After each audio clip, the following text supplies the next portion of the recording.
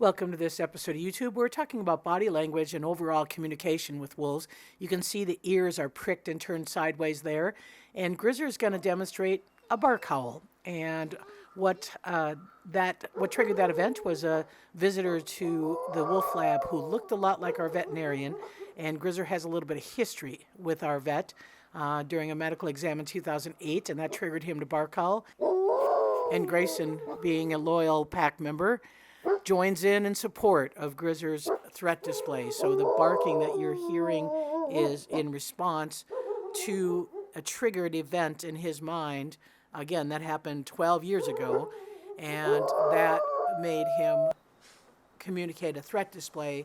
And Grayson, as a fellow pack member, and probably a fellow pack member that has a little bit of leadership in him, responds as well with a more intense bark display, primarily because Grizzer did.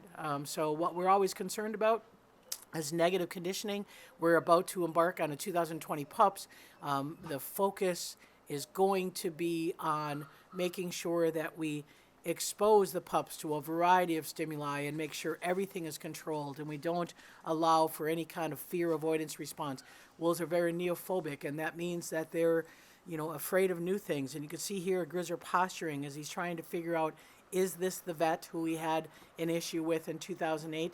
And no fault of the vet. It was just a circumstance with Grizzer coming out of drug and panicked a little bit and remembered that event, that one single second event, and to this day continues to see that person and have a negative response to him. So obviously we have other vets that can come and help us with medical care, but it is a unique circumstance. So we're going to talk more about it actually on Boltz's webinar. Boltz's birthday webinar is going to be March 17th, and Boltz is kind of the king of neophobia. So we are going to talk about Boltz's history, his socialization process as a pup.